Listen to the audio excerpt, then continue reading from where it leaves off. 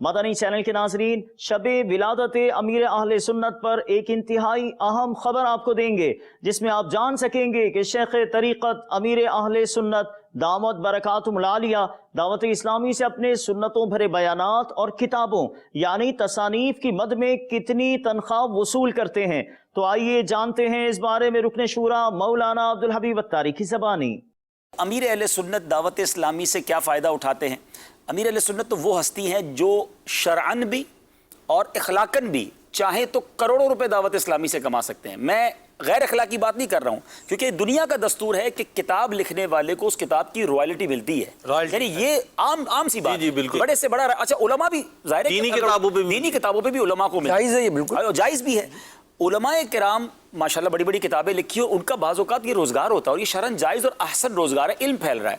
امیر اہل سنت وہ ہستی ہیں جن کی کتابیں ہزاروں نہیں لاکھوں کی تعداد میں چھپ رہی ہیں، اور صرف اردو میں نہیں دنیا کی 30 زبانوں میں ٹرانسلیٹ ہو رہی ہیں۔ میری ناقص معلومات کے مطابق 37 لینگویجز میں ٹرانسلیٹ ہو رہی ہیں، اور کچھ کتابیں تو ایسی ہیں جو سارا سال چھپتی رہتی ہیں، جن میں سے ایک فیضان سنت ہے۔ امیر اہل سنت کچھ نہ کریں، دعوت اسلامی سے 1 روپیہ نہ لیں، مکتبۃ المدینہ تو کتاب بیچتا ہے نا، تو پر کتاب اگر 1 روپیہ بھی امیر اہل سنت رکھ لینا تو ماہانہ لاکھوں لاکھ روپے کی آمدنی تو یہ ہو سکتی ہے۔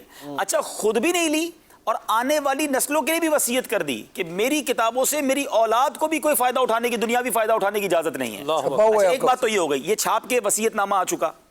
اب دنیا کا دستور ہے کہ چینل پر آئیں، تو چینل پر آنے کے بھی لوگ ظاہر ہے کہ اگر کسی کی وجہ سے ہی چینل چل رہا ہے اور کسی کو لوگ دنیا دیکھنی چاہتی ہے تو پر آور یا وہ کوئی بھی اپنی طرف سے کوئی معاوضہ طلب کر سکتا ہے۔ چینل ایک الگ ڈپارٹمنٹ ہے۔ اللہ کی رحمت سے مدنی چینل کی جان، مدنی چینل کی آن، مدنی چینل کی شان، ریڑھ کی ہڈی امیر اہل سنت ہے، وہ ہے تو یہ چینل دنیا دیکھ رہی ہے۔ انہوں نے کبھی 1 روپیہ مدنی چینل سے ڈیمانڈ نہیں کیا۔ اب امیر اہل سنت کے تقوی کی طرف آتے ہیں۔ امیر اہل سنت دوران سلسلہ مدنی مذاکرہ یا کبھی اسٹوڈیو بھی تشریف لے آئیں تو مدنی چینل کی چائے بھی نہیں پیتے۔ پیسے تو دور کی بات ہے، چائے بھی ان کے گھر سے بن کر آتی ہے، ان کے خادم چائے لے کر آتے ہیں، ہم نے سب نے دیکھا یہ منظر، بالکل دیکھا ہے۔ یعنی 1 روپیہ بینیفٹ تو دور کی بات ہے۔ میں بچپن سے الحمدللہ دعوت اسلامی میں ہوں، سلمان بھائی باپو گواہ ہیں اس چیز کے، بچپن سے ہم امیر اہل سنت کے گھر گئے نا، ہم نے دنیا میں بہت پیر دیکھے ہیں، مرید نذرانے لے کر پیروں کے پاس جاتے ہیں، جو ہونا بھی چاہیے، مگر یہ واحد دنیا کا پیر دیکھا ہے جو آنے والے ہر مرید کو خود عطا فرما رہا ہوتا۔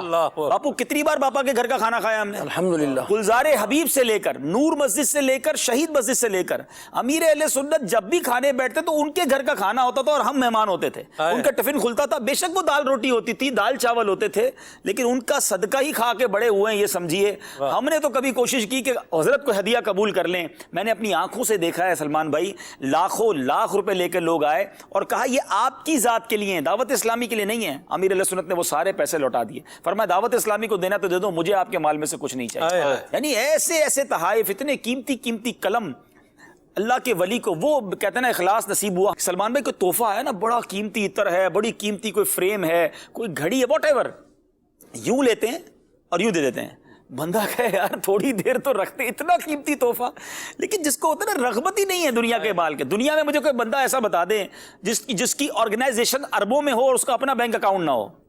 امیر اہل سنت کا اپنا کوئی بینک اکاؤنٹ نہیں ہے، چیک بک سائن کرنا آپ کو نہیں آتی ہے، ٹھیک ہے، آپ کے پاس اپنی زندگی ایسی گزار رہے ہیں کہ آپ کے اوپر زکات ہی فرض نہیں ہوتی ہے، اس قدر زہد و تقوی والی زندگی ہے۔ کبھی گھر جائیں امیر اہل سنت کے، آپ کے بیڈ روم میں کوئی بیڈ بھی نہیں ہے، وہ زمین پر چٹائی پر سوتے ہیں، چمڑے کی چھال والا وہ تکیہ ہے ان کا۔ یہ میں تو پرسنلی یہ فیل کرتا ہوں سلمان بھائی کہ آج اتنی تیزی سے جو دعوت اسلامی کو اللہ نے ترقی دی ہے، عروج دیا ہے، جدھر جائیں لوگ آنکھیں بچاتے نا، یہ امیر اہل سنت کی کمائی ہے جو ہم سب کو مل رہی ہے، یہ ان کی دعائیں ہیں، یہ ان کے اخلاص کی خیرات ہے جو آج ہم سب کو نصیب ہو رہی ہے۔ اللہ ان کا سایہ سلامت رکھے اور ان کے صدقے ہمیں بھی اللہ کرے۔ دیکھیں یہاں ان کی ذات ہم سب کے لیے موٹیویشن ہے۔ یقیناً کچھ لوگوں کے لیے ضروری ہوتا ہے کہ ان کا اجارہ کرنا، کہ مسجد کا امام نہیں ہوگا تو مسجد کیسے چلے گی، جامعۃ المدینہ میں استاد نہیں ہوں گے تو جامعہ کیسے چلیں گے، لیکن شاید بہت سارے لوگوں کے ذہنوں میں یہ کانسیپٹ ہے کہ 26,000 چونکہ دعوت اسلامی کے اپروکسیمیٹلی امپلائیز ہیں تو بہت سارے انہوں نے اجیر رکھ لیے، سارا ہی کام تنخواہ سے ہو رہا ہے، تو یہ بہت بڑی غلط فہمی ہے۔ دعوت اسلامی میں لاکھوں لاکھ اسلامی بھائی اور اسلامی بہنیں وہ ہیں جو بغیر کسی اجارے کے، بغیر کسی تنخواہ کے والنٹریلی کام کر رہے ہیں، اور اسی وجہ سے دعوت اسلامی اتنی ترقی کر رہی ہے۔ جو اجیر ہیں، جو امپلائی ہیں، وہ ہر ادارے کی ضرورت ہیں۔ اب مسجد کا امام نہیں ہوگا تو مسجد کیسے چلے گی؟ مدرسے میں پڑھانے والے نہیں ہوں گے تو مدرسے کیسے چلیں گے؟ جامعہ میں استاد نہیں ہوں گے تو جامعہ کیسے چلے گا؟ مدنی چینل میں کیمرہ مین اور ڈائریکٹر نہیں ہوں گے تو مدنی چینل کیسے چلے گا؟ تو جہاں نیسیسری ہے، جہاں نیڈ ہے، وہاں بہت دیکھ بھال کر، چھان پٹک کر کے کوئی ایک آدھا امپلائی بڑھایا جاتا ہے، لیکن اللہ کی رحمت سے لاکھوں لاکھ دعوت اسلامی والے وہ ہیں جو اپنی جیب سے خرچ کر کے خدمت کر